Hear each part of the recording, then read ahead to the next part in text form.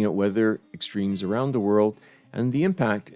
this is having on agriculture, especially in the Midwest of the United States and Western Africa. During the month of August, we've seen wetter than normal conditions for much of Mexico,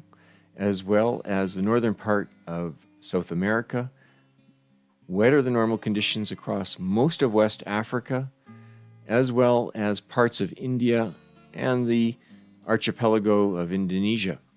We also have seen wetter than normal conditions for the Eastern European states, while Italy and France have seen slightly drier conditions compared to normal. When we look to the next 15 days, we see slightly drier than normal, while we'll see wetter than normal conditions through the central part of Canada, southern part of Mexico,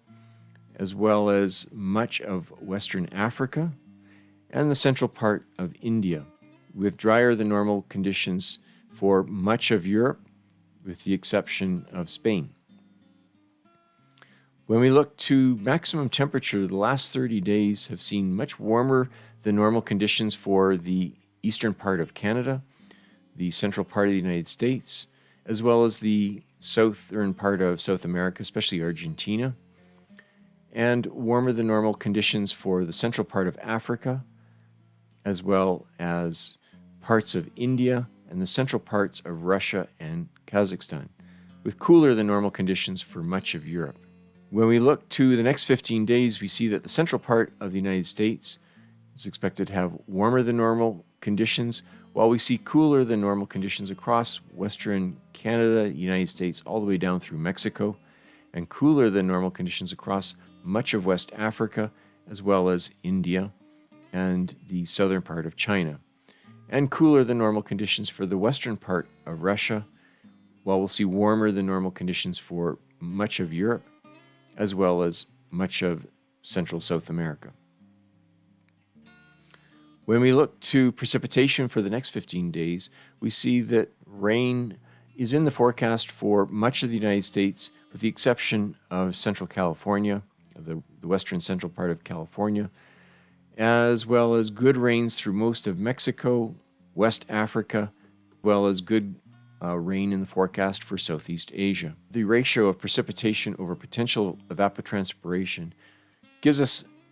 a visual on the impact of rainfall on rain-fed agriculture. And we see for western United States, dry conditions indicated in red to support rain-fed agriculture, therefore relying on irrigation. But we see good rain-fed conditions for much of Mexico, the northern part of South America, West Africa, as well as much of India, with the exception of the south, which has had some water stress, and good growing conditions for agriculture across the southeastern part of China and Southeast Asia. For the next 15 days, we see this critical ratio showing an expanded drying trend across the Corn Belt of the United States, while we see good growing conditions for the prairies of Canada and the eastern provinces. We also see good growing conditions for the northern part of South America, across West Africa, as well as India and Southeast Asia. During the last couple of weeks, we've been showing a dynamic agroecological zone index that is based off of FAO's index for agroecologies that has been used extensively over the last 50 years. And we're bringing this critical index to real-time analytics so that we can see the status of food production around the world based on our expectations of different agroecological zones and the current weather trends. So using this index, we're able to look at the dry areas of the western United States and to see where there's been slightly higher than normal rainfall that would impact on agriculture, such as parts of Arizona, good rains across Mexico that would lead to good production there. Same is true for the north part of South America, as well as West Africa, good growing conditions as indicated by this blue coloration. Same is true for India, with the exception of the southern part of India, which has, during the last 30 days, experienced drier than normal conditions, and good growing conditions through much of Southeast Asia, while we see slightly wetter than normal conditions for the dry parts of Western Russia, for example, and parts of Europe. So with this index, we're able to assess very quickly the production potential for different countries around the world. Now, applying this to the forecast for the next 15 days, we see good growing conditions for Ontario, for example, and Quebec. We see good growing conditions are continuing for Western Africa, as well as for most of India. We can zoom into different parts of the world using this Ag-Ecological zone index. And in the case of West Africa, we see the last 30 days, rainfed agriculture has been very productive across most of the region. Some parts of southern Ghana and Cote d'Ivoire experiencing some drought conditions,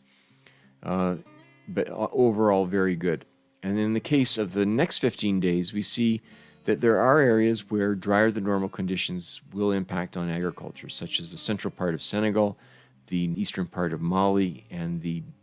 western part of Burkina Faso. We're actually able to overlay these insights with the population density for each of these countries to estimate the population that will be impacted by these weather events. So in the case of Mali, this translates to about 15% of the population in the east. In Burkina Faso, approximately 44%, and in the case of Senegal, approximately 65% of the population. Jumping over to the upper Midwest of the United States, we can use this index to have a look at the Corn Belt. And we see for Iowa as well as Illinois,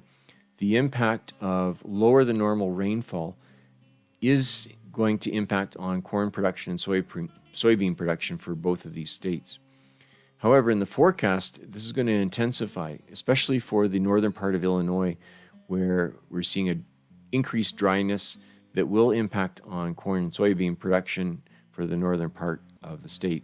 If analytics like this are of interest to you, I invite you to go to our adapter platform at apps.aware.com, where you can start your weather analytics journey for free.